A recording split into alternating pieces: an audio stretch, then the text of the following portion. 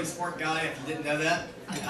We are fortunate to have him be part of Memphis, and it's pretty a big jump to go from treating cancer to be focused on prevention. But I think my comments are going to very much echo Bill's, and I hope will get you thinking a little bit more about how healthcare in America ought to go. To start with, do we have a problem? Now, to watch things on TV these days, I think a lot of people have come to the conclusion, well, everything's just fine with healthcare in America. You know, why did we spend a year and a half dealing with something that there's nothing wrong with it?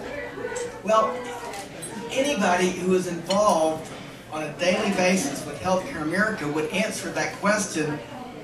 Absolutely, we have a problem. We have an incredibly broken system. We have costs that are completely out of control. We have serious issues around quality. And then we have 50 million people in this country who are uninsured. Now, all three of those are unacceptable. The problem for me over the last year and a half has been that we have been trying to address legislatively solving our problem by first just figuring out how do we pay for it. You know, we didn't really address the real issues that we have to look in the eye to say how do we make this better. For example, how did we get to where we have 50 million people who are uninsured? Did that just happen? You know, when the Church Health Center began in 1987, there were 26 million uninsured Americans. You know, interesting enough, if the Senate bill were to be implemented exactly the way it is written right today, it would decrease the number of uninsured to 26 million, the same number there was in 1987. But in 1965, we actually, for a brief moment, had universal health care. In 1965, with the advent of Medicare and Medicaid, we covered every person in this country either through private insurance or through a government-subsidized program.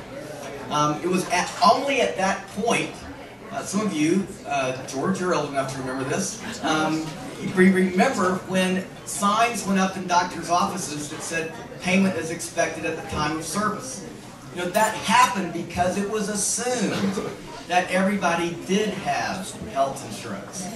So it's only been really since 1965 that this problem of the uninsured became dramatically one that we have to deal with. And it was also before 1965 that it wasn't that big a deal, because the truth of the matter is doctors didn't have a whole lot of tools in their shed that they could make a difference with.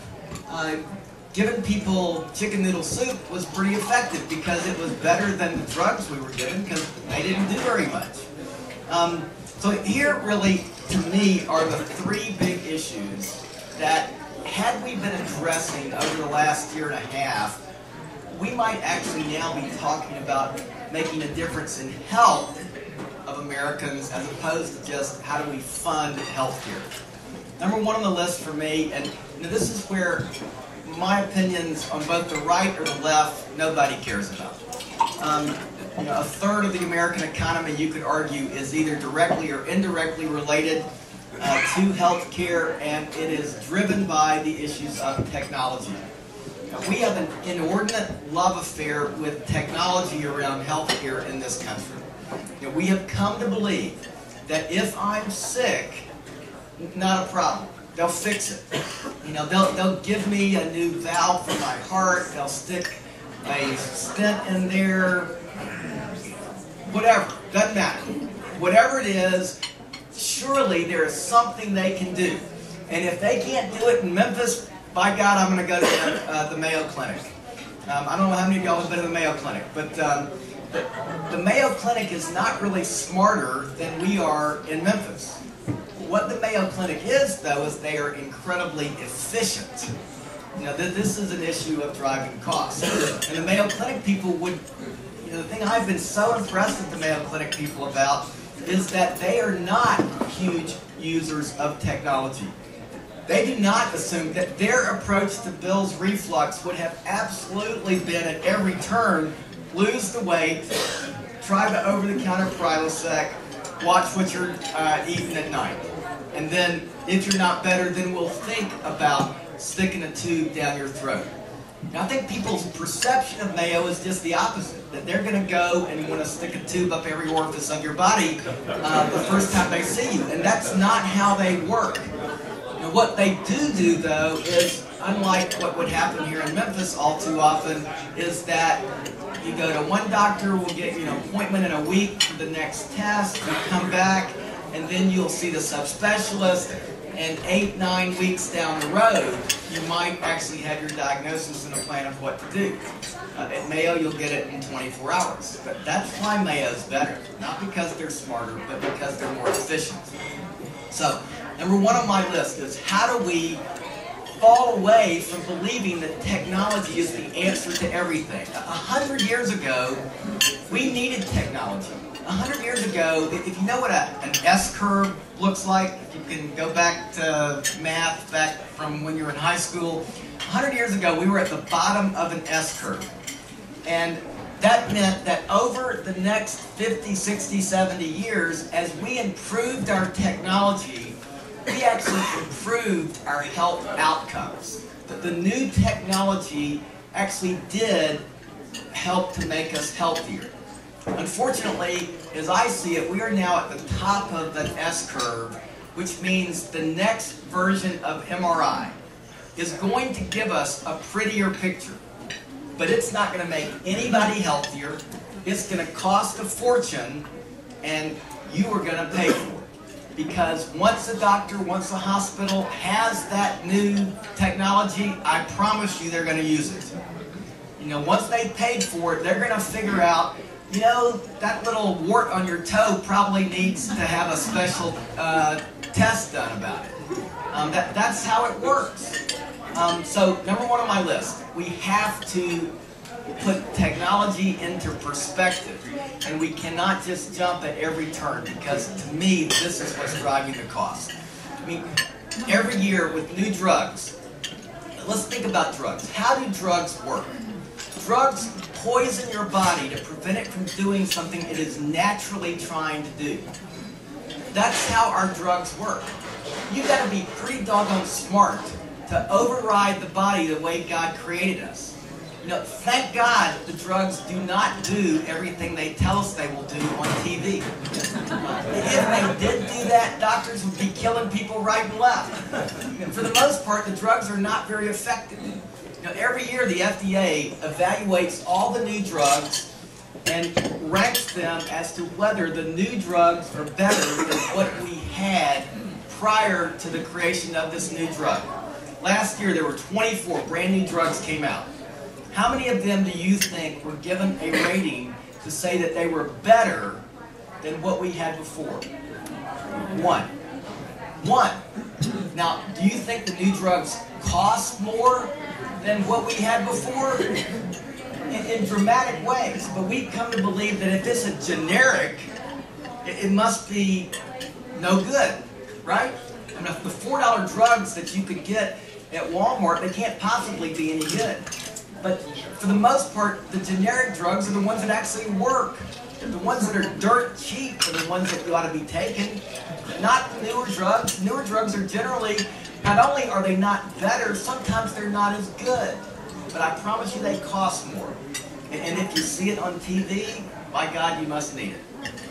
So, technology is number one on my list. Number two, and this is, for whatever reason, the great controversy of this last year, is the issues around end of life. I don't know how we got to where we were having discussions about how we were going to have death panels.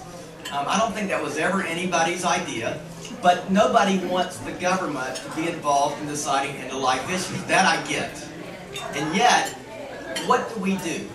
We have created a healthcare system that, in my mind, tortures our grandparents. Our grandparents spend the last 2 weeks of their life in a room with a tube stuck down their throat, the lights are never turned off, around people who don't love them, who don't care for them, who don't know them. Is that how they should be dying? I don't think so. I may be wrong, but We are all going to die at some point. That is a given. But the way we allow it to happen right now, I consider to be morally reprehensible. This is not okay, the way we have dealt with death and the end of life in our country. And yet, for many, many, many people, 80% of their lifetime healthcare expenses are spent in the last 6 months of their life. And this is the major driver behind Medicare. Because what happens? Grandma gets sick. Everybody says, Doc, do everything you can to save her. Well, the person who lives, the degree that the family is committed to doing everything they can to save Grandma is inversely proportional to how far away the grandchildren live. So if Grandma's in Memphis and the grandchildren live in California, by God, they want everybody to do everything because of their own guilt that they haven't been taking care of her. This is not a good way to make these decisions. The easier thing is always to do more. It is always easier to do more because we have not had the great debate in this country that we need to have around the end of life. Now, as a Methodist minister, I'm a Methodist minister as well as a family practice physician, I blame the church 100% on this issue. The church and people of faith need to stand up and lead a 1 to 2 year great debate in this country around the end of life. No, it should not be the government deciding these issues, but our faith leaders, the people who are hopefully capable of leading us in this debate. Will we all agree? Of course not. We're not going to all agree.